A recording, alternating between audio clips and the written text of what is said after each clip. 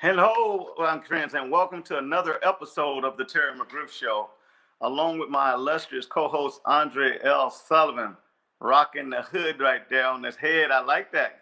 Got it good. Got it looking good there, man. Good to see you again. Appreciate you, man. How you doing? I've been good, good. It's been a hectic time here in this first quarter of the year. You know, it's tax season. Everybody got stuff going on. Got a lot of stuff going on. Getting into March Madness, free agency. Got a whole bunch of stuff going on, as far as personally and business wise. We got a lot of stuff going on. I know you do. So it's crazy. I'm hitting my camera. Look at just Lord have mercy. Show you how busy we are. Messing up my camera setup. So excuse me, guys, while I straighten this camera back out. There we go. Man, it's just been one of those crazy things. Getting HMS, as you can see, I'm rocking the HMS prep here, the Scorpions, rocking that gear. So that's a lot of stuff going on, but we're getting back to it so we can get our show back on schedule like we want to. A lot of exciting things going on. So let's jump right into it, my friend. First of all, before we do that, guys, if you like this content, please hit that subscribe button, hit that like button also. And just make sure you deal with, and when I say deal with, please call and patronize Team Sportswear Direct. Watch game film in the Women's Tackle Football League. They're getting ready for their season starting April 2nd of this year, 2022. It's going to be a great game, great season. Got a couple of opportunities. Hopefully that'll happen for our league that I'll announce later next week, this weekend. Hopefully it'll go ahead and take place.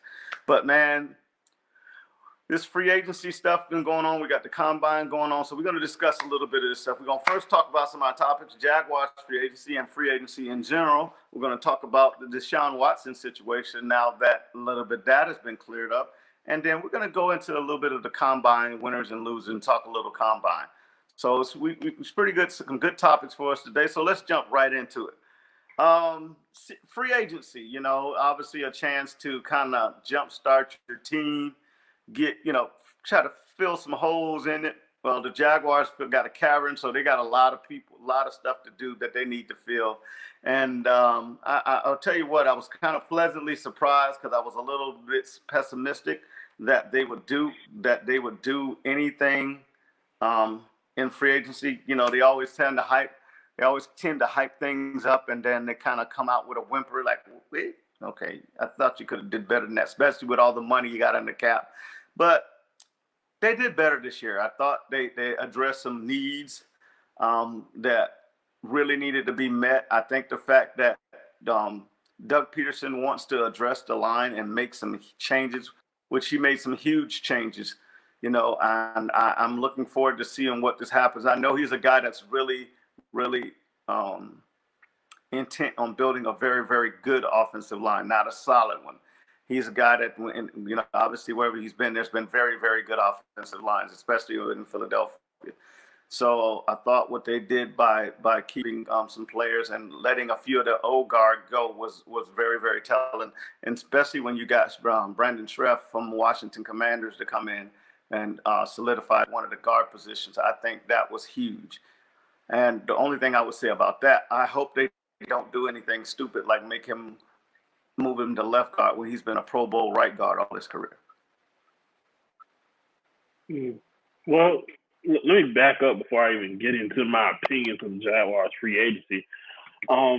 Let's first figure out who defines the needs of a team, because I think there are some fans who think they do, but they don't.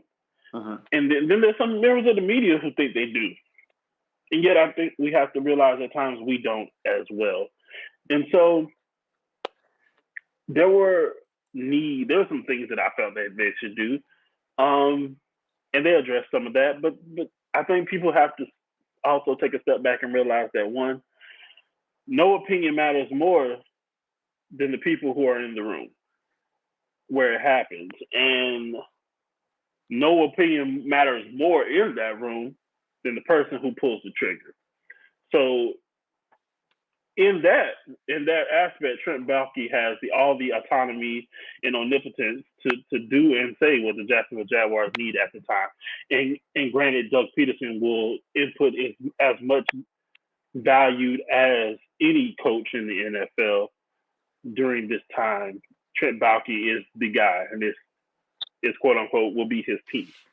But with that being said, there's some things that the Jacksonville Jaguars have done that I absolutely love. First and foremost, bringing Brandon Sheriff from Washington was an immediate saying, "Hey, okay, we got our quarterback. Let's protect him." And for the life of me, I don't understand why that wasn't a important factor last year.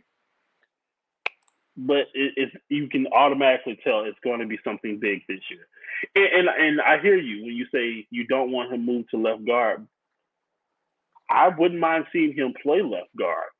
And it's just because he has the ability to do both. A lot of people don't know in practice, Brandon Sheriff does both. And he works out as both. But of course, when the games count, he played right guard for Washington for quite some time. But I wouldn't mind him seeing play left guard, especially if AJ Cann is up to the task of actually playing a whole season. Then they signed Oluokun, a linebacker who's probably one of the most underrated linebackers in the league. And if you don't believe me, go look at film of him hitting Derrick Henry. And I'll leave it at that. Kristen Kirk and not only Kristen Kirk, Zay Jones was an interesting signing at receiver, especially when there's so many free agent receivers on the market right now. And I for the life of me, I get the Kristen Kirk signing. He's okay. I did not get the Zay Jones signing. Not when he was the third and fourth guy on that Oakland Raider team. I want people to understand why I said that, because his touchdown production was the lowest in that receiver room, especially when you got Darren Waller, when you got Renfro, who was lights out for that Oakland Raiders squad. Now, I did not see this coming. Darius Williams getting signed to Jacksonville Jaguars.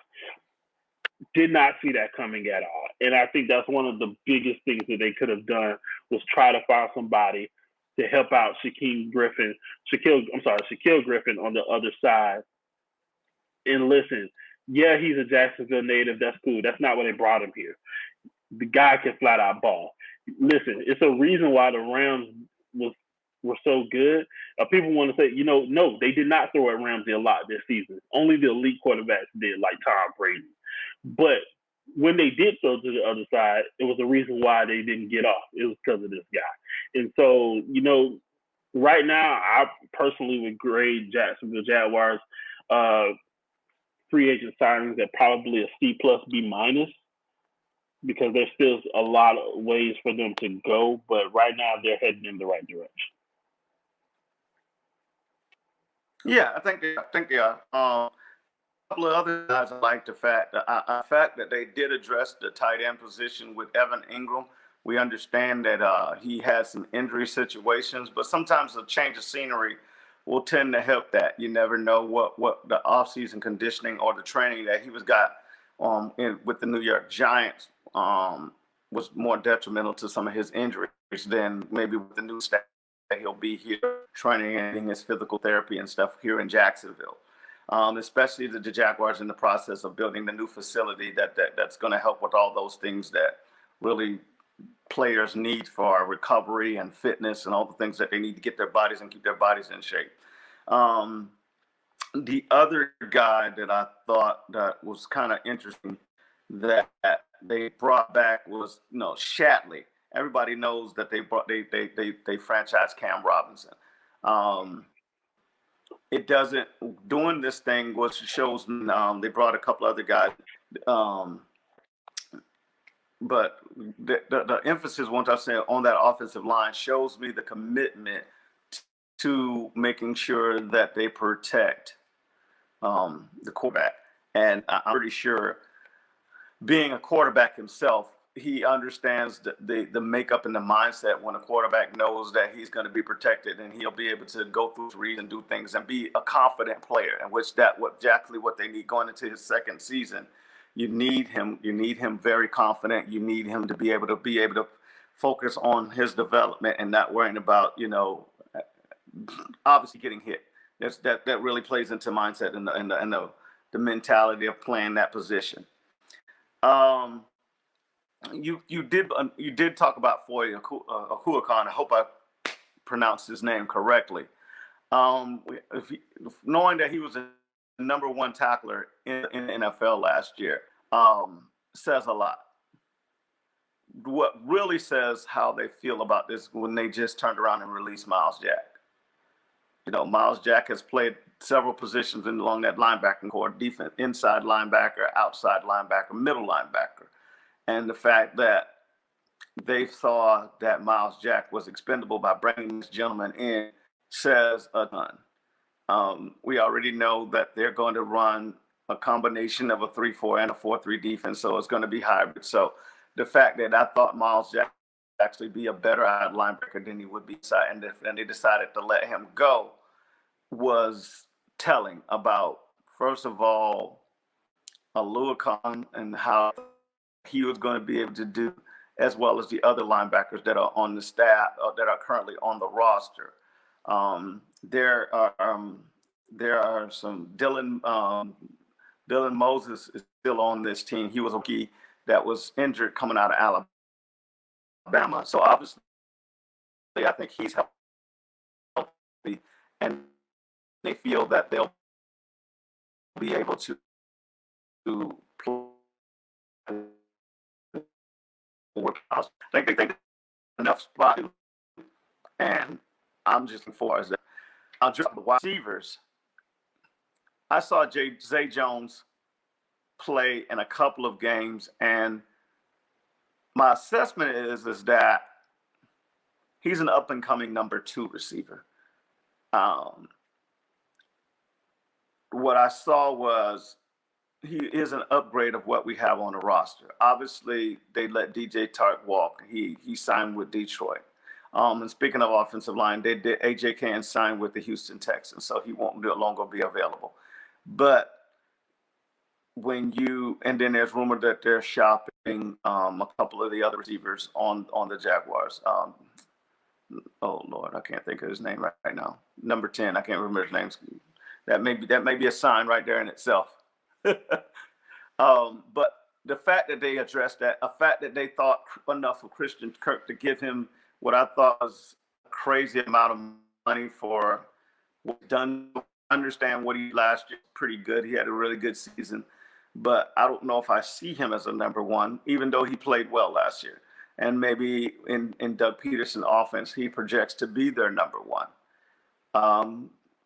There are several opportunities still available in the draft to pick up some good wide receivers, and I think they'll be able to grab one at the top of the second round should do so.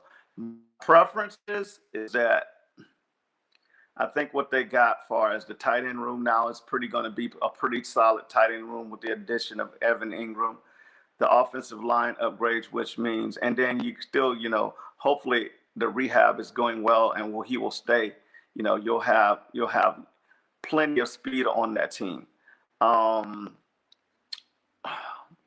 hate when I can't remember a player's name. The kick return specialist that they brought in last year that ended up playing wide receiver, that ran a couple of kicks back. Goodness, I'm sorry, I can't remember his name. But what I saw him, you probably remember his name. He played the receiver position pretty well. Midpoint for the season, he was the only receiver on the team that actually could get separation. And for maybe a game and a half, he was the number 1 option out there at the receiver spot. So I think there's a future for him inside of that. He'll probably 6 receivers. He'll probably be number 5 or 6, as well as your kickoff and return specialist. So, I'm kind of seeing what they're doing. It makes sense compared to what we've seen in past years with the Jaguars free agency.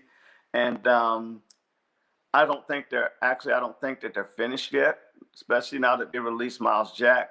Would I like to see him make a bigger splash? Yes. I mean, there's some good defensive ends out there that I think they should be able to try to go and get. I mean, if I had the money, if it was my checkbook, I'd go slide Chandler Jones a check and say, fill it out and come on here. and up to the level of the salary cap. And I think we just roll with that, because if we got Chandler Jones, you're going to get at least 12 and a half sacks. He can roll his hat out there and going to get you that. He's that type of guy. Now, let's take your opinion. No, I mean, I'm not. So, and the name you're looking for was Jadon Mickens. But I think the biggest thing that No, not Jadon. But yeah, the biggest thing that I was pretty good. Go ahead. No, the biggest thing that I'm looking for them to see is, you know, them trying to find ways to get into the box, you know, to put points on the board, and then them trying to find ways to stay on the field defensively. They didn't get blown over the top last year. You know, a lot of flack was given when they re-signed Andrew Wingard, or, you know, the fact that they kept a lot of DBs in that room. They didn't get blown over the top this year. What they did was get ran all over, up and through the middle, and to the sideline and stuff like that. So they're trying to find ways to stay on the field. And a lot of people, you know, we talked about it in baseball, where you try to buy run and you're trying to buy and stop. That's what free agency is for the NFL, people. You're trying to just basically control the clock. And so, yes, again, the Jacksonville Jaguars hold the number one pick. The draft hasn't happened yet. And, you know, we're going to get in that a little later when we talk about the combine. But I think right now, what they've done with free agency, I'm okay. I'm not happy. I'm not jumping on over any hills, but I'm okay.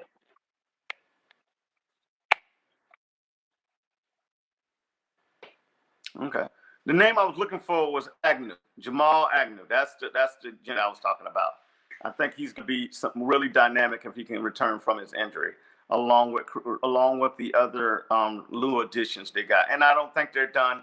There's one thing I do, and what I'm really encouraged about in this draft. It is a deep draft when you're talking about being able to get guys in the third and fourth, as far as that hunting, some quality debut done in a rough. You know, so there is a lot of, especially when you start looking at the path and some of these schools that we may not have heard of, some of these mid majors that had some really good receivers that are not projected as number one picks. Give you an example. You probably got the top 10 guys out of the major schools, but then there's some guys out of your mid majors that had really outstanding careers that were not projected to be high draft picks, but are going to come in and end up being great players. Yeah, I mean, there's a ton of guys that weren't highly drafted players that are really great. I mean, some of your top free agents right now were second and third round picks. Devontae Adams was a second round pick. Allen Robinson was a second round pick. You know, so our Super Bowl MVP was a third round pick. You know, so there's guys that you can find there. And hopefully with this new regime, the way they've been picking players so far with the free agency, and I'll give credit where credit due. Bulky's draft wasn't terrible last year, and there's some players outside of the injuries that are projected to be big participants for this year's team. So we'll see how it goes, but that's what I'm looking forward to. I wanted to talk about the defensive side of the ball as far as after the linebacker. The other guys, I don't know outside of Alua Khan what their accomplishments were, but all of them were starters and they played significant minutes from what I did look and do some research. How do they fit? As an outsider looking in, you have no clue, but you're going to trust that this group, because I'll give this group the benefit of the doubt, because what I've seen so far seems unlike what we saw last year. No, there's nothing that I would say, wow, that doesn't make any sense. These guys seem like they've been in here and done their due diligence of what they're going to do for us, this team. So I'll give them the benefit of the doubt. The fact that I like that they did not try to show any loyalty and keep a bunch of holdovers to try to make it work. You got rid of guys that that had chance after chance. Your AJ Cans, obviously your Miles Jacks, Your Taven Bryant's all been moved on. Even DJ Shark, which I thought there might be one of the guys that they actually would franchise and give him another shot to see what he can do. This new regime said, no, we're going to move on from these guys, and we're going to bring in and give our guys and give them a fresh shot. I think for them, all of them got a fresh shot. The fact that Taven Bryant got $5 million is, especially from the good organization like the Cleveland Browns, it shows you just because you're a first-round pick, you're going to get an opportunity. So good luck to him, but I don't see. I wouldn't have spent the money if I were Cleveland or anybody else on that. He'd have got a minimum deal, and that would have been it. That was just me, because I never seen, for what he was brought in to do, I didn't see him do anything worth that, getting that money in free agency. Anyway, we'll move on to our next topic. We'll talk about the Deshaun Watson situation, and all there is Deshaun Watson. This whole thing, in my opinion, was a absolute joke. At no time did I see what that young man did was anywhere near criminal. Was he, looking for the word, was he unorthodox in his sexual choices? Yes. Was he unorthodox when it comes to doing things in his private life? Of course. But when you start looking at the totality of what he did on the field and what he did in his community, he did a lot of while he was in the Houston community. And the fact that these allegations all started when he made the comment about wanting to out of Houston, it was just too many questions that made you say something ain't right here. And too many women. And then to find out that the attorney who were helping bring about all of this was someone connected to the Houston Texans organization, what was directly or indirectly, just gave me too much head scratchers. And then the fact that a grand jury could not find anything to indict this man on, and now all of a sudden everybody and their mama want this guy that needs a quarterback, shows that the whole thing was a scam.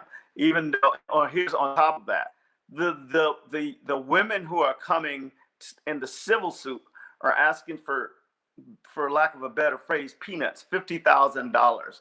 If somebody really wrongs you, you're asking for high seven, eight figures, not 50 grand.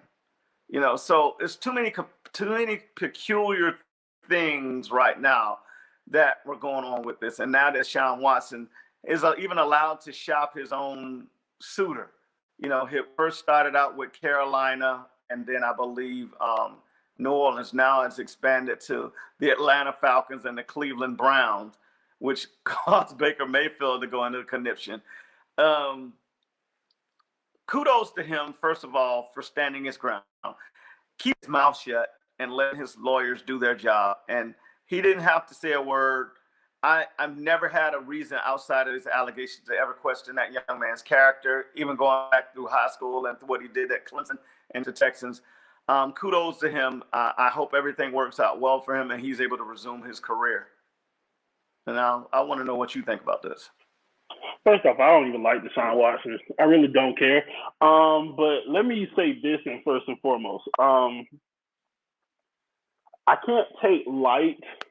And I'll never go on record in saying that from jump that, none of this had any type of legitimacy to it. And to the point that, yes, a lot of things seemed a little shady, if you will, from the Houston Texans organization. But 22 women came and said that Deshaun Watson did something. Regardless what's said after that statement, an investigation had to take place. Because at some point, regardless of how much input or how much Deshaun Watson played in it, he did something. And I get it. We've had a history of men who look like me and look like you get blamed for things that they didn't do by people who don't look like them at all. And to that point, the due diligence was done, and we saw some light of justice being done in his regard. Now, here's here's what the inquiry to Deshaun is. And, they have this thing for all NFL rookies at the rookie symposium that they're required to participate in, where they talk about, how you manage your money, how you manage your time, and how you manage people being around you. And at the offset, I said, Deshaun Watson did something. Do we know what he did? No. Was it malpracticing, to his personal sexual life? That's his prerogative, as you said. The issue comes into part where, we tell, in Christianity, you say you don't want people to question your testimony. In the court, you don't want your testimony to be in question, or your argument to have flaws in it.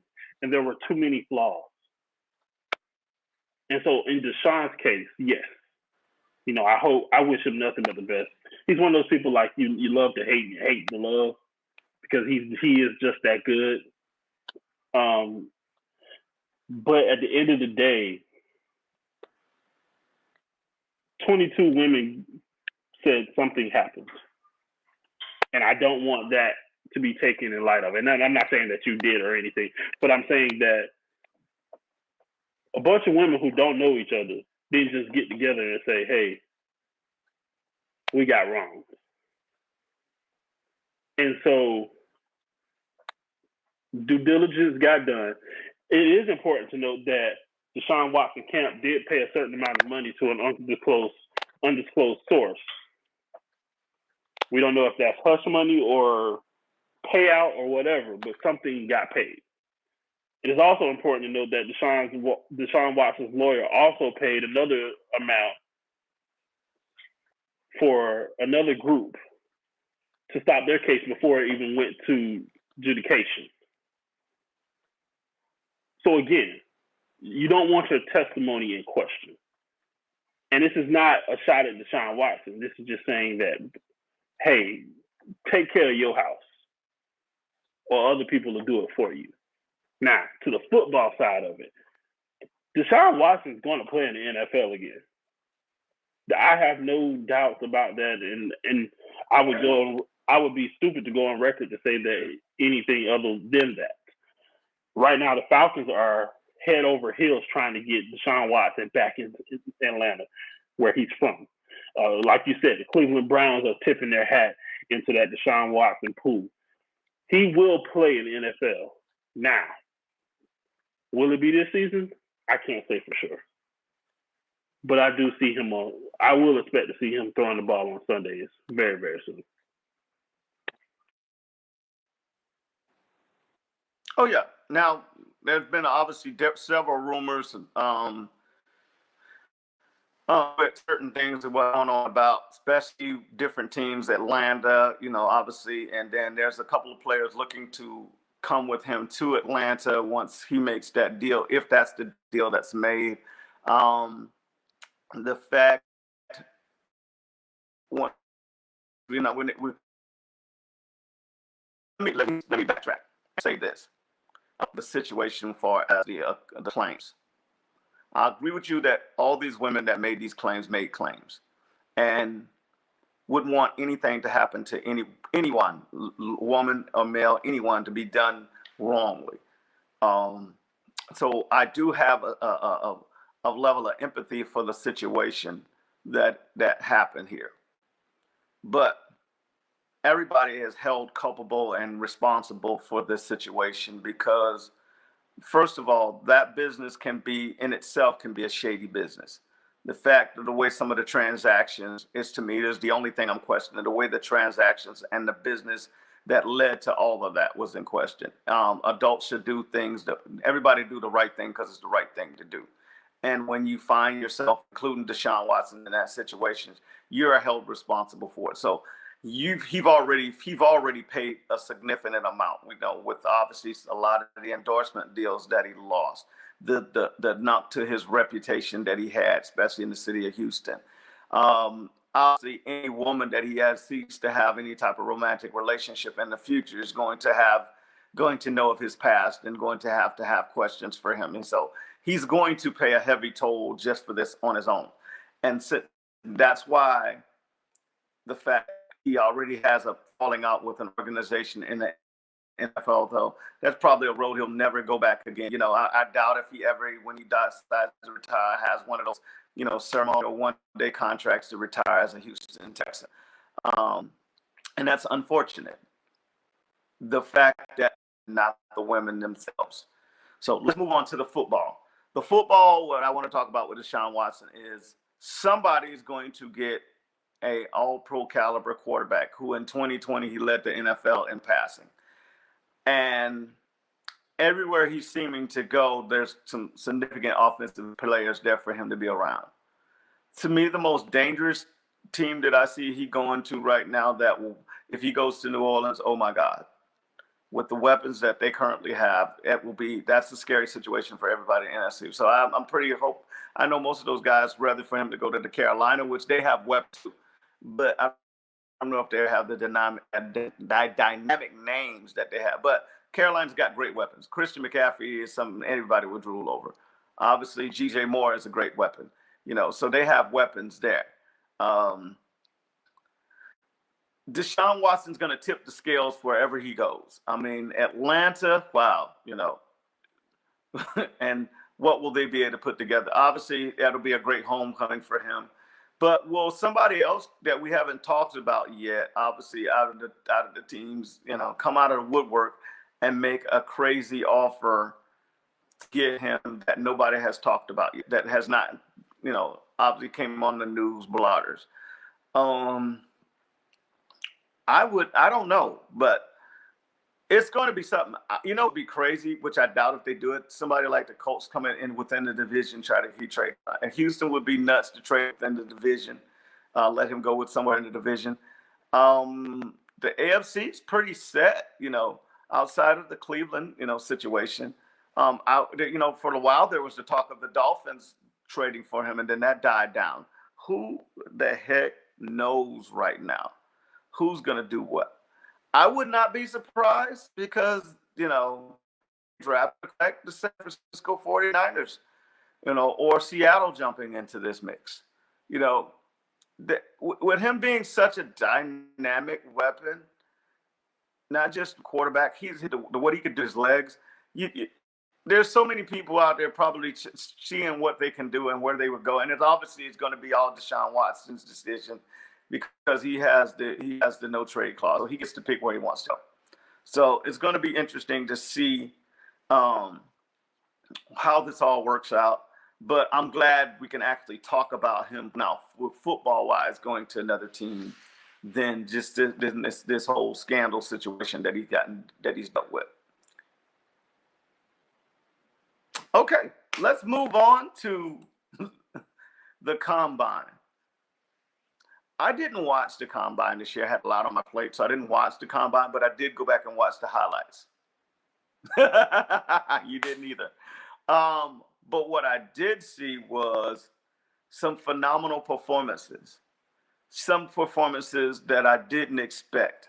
So I know we had to do a little bit of homework on this, but winners and losers when it came to this year's Combine. I'm going to tell you a guy that I thought both won and lost in this, because for me, it gave me really a big pause, because he was dominating, but I'll go back to him. Lord have mercy.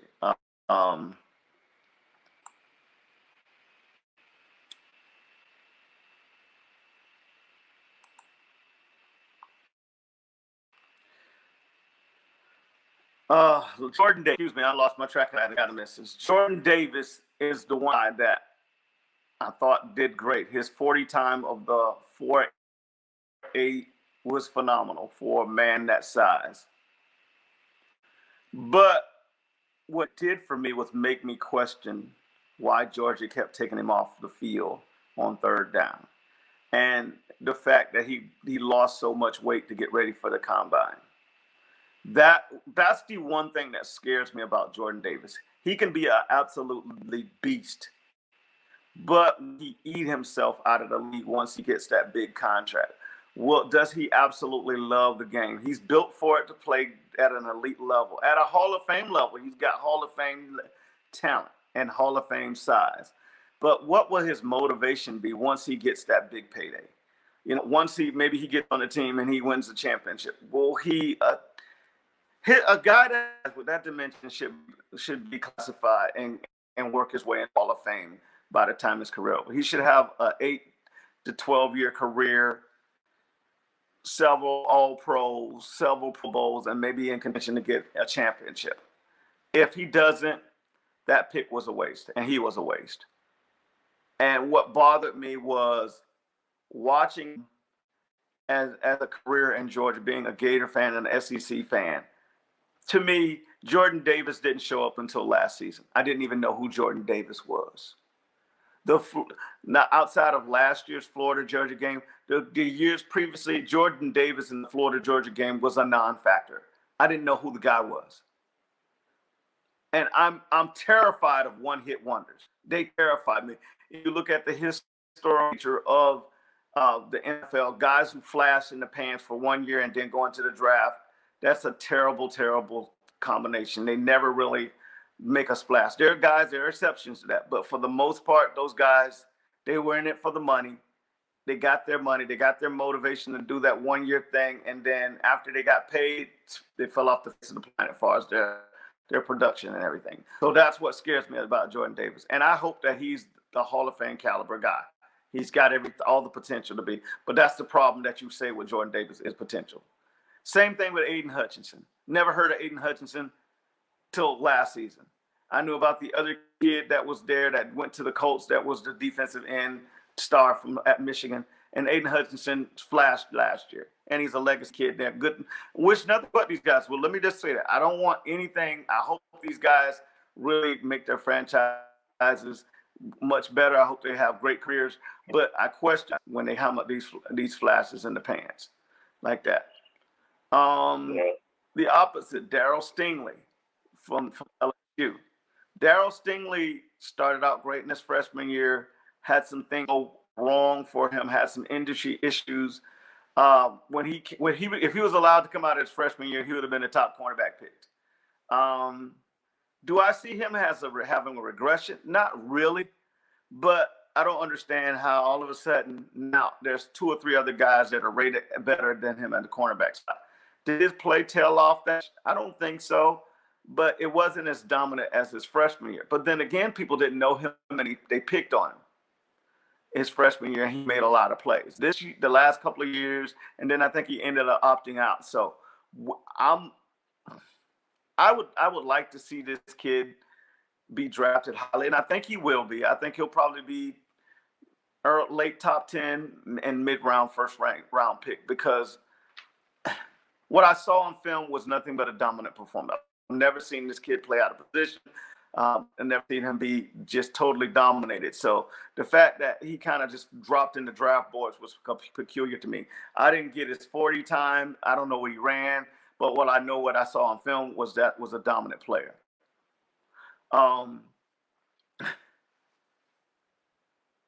The quarterback situation totally baffles me. Now I want to see what they do when they get drafted. Is Malik Davis, if I'm going to pronounce it right. Then am I pronounce the quarterback from Liberty? And the person I think that'll do the best, and Lord, I just totally blanked his name. I hate when I do that again. The quarterback from Ole Miss, I think he's going to probably have the best career out of all of those guys because he's a dynamic player. And I want to hear your thought before I go for it. Well, first, ease up off of Hutchinson. Hutchinson started making a splash about 2 years ago. You might not have paid attention to what they're doing up north. I get it. It's cool. But, yeah, no. Hutchinson's been on the radar for quite some time, and he showed at the combine why. But let's back up a little bit here. Let's talk about the fact that there are 3 people who registered a 4.2 something in the 40-yard dash. And that's Kalen Barnes out of Baylor, Tariq Woolen from Texas, San Antonio, and Tyquan Thornton out of Baylor. And then you turn on the tape for all three. And the two that I mentioned beforehand are defensive players, and all they do is just hit. And they hit about as fast as they run. Then you watch the guy from Baylor, and then you see, so you've been doing that for some time. And you make it look easy. Oh, that's what's up. That's what's up. And listen, I don't get into it's the reason why I didn't watch the combine, because I don't like pointless, unpadded drills. It's a waste of football. But Malik Davis did nothing but help his stock at the combine. What I did go back and watch with him, Jesus Christ, the boy arm strength is ridiculous. And granted, arm strength isn't all that it takes to be a great quarterback in the NFL. We know that for a fact. Just ask Jamarcus Russell. But at the end of the day, he has it. And someone's going to get lucky with a number 2 guy that they can sit and train and have him at the ready. I think another position that just got kind of loaded, or of course it's going to get overlooked just because of how everything is due. It's running back. This thing is loaded. This draft is loaded with running backs, people. Don't go listen to NFL teams. If you're watching the Terry McGriff Show, don't go spending in free agency when running backs, when you got some thoroughbreds coming out of this draft.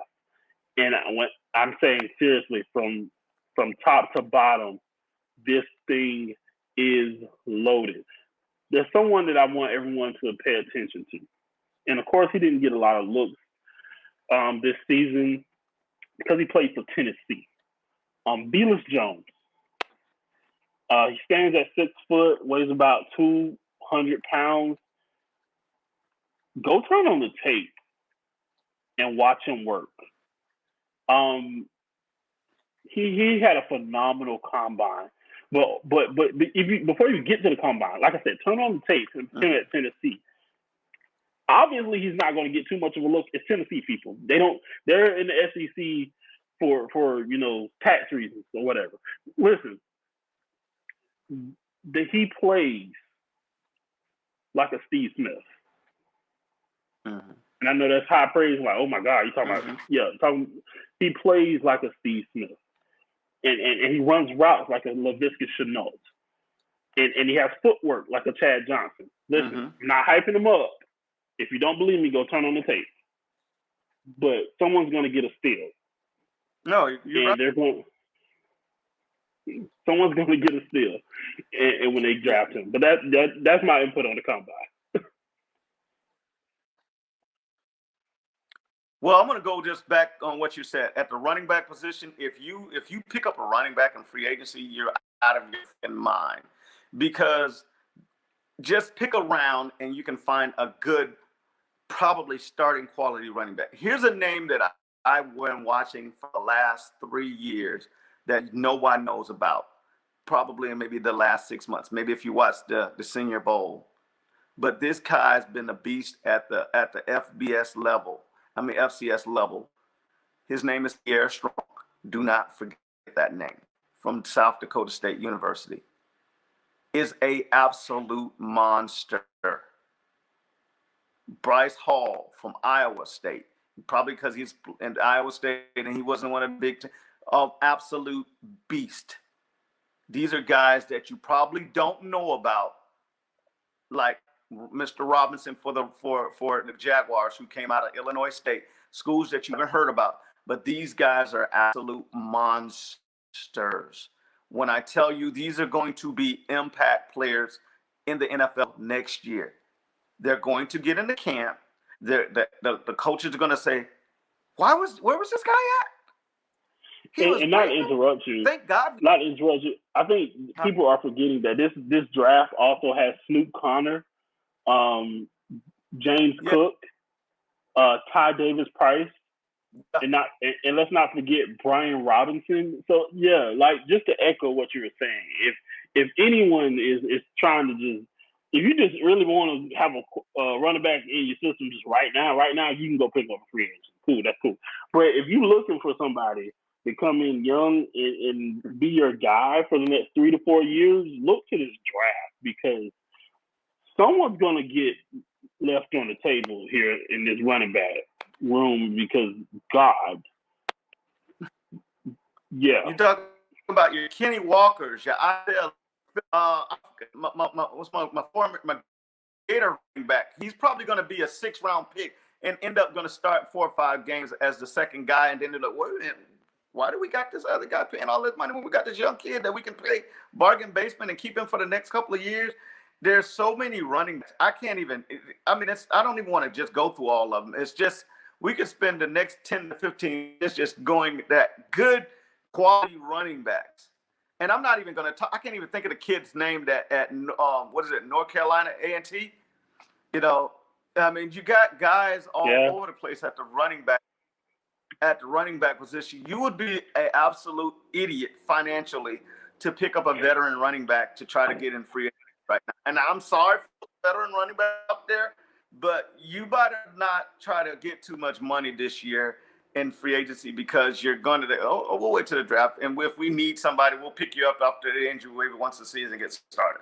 So I hope these older guys are staying in shape because it's really going to be hard for an older back to make that kind of money. And I don't even think there was any guys that made a lot of money outside of James Conner in free agency this year. So they're great spots. And there's also the offensive line play, especially at the guard position, is pretty thick.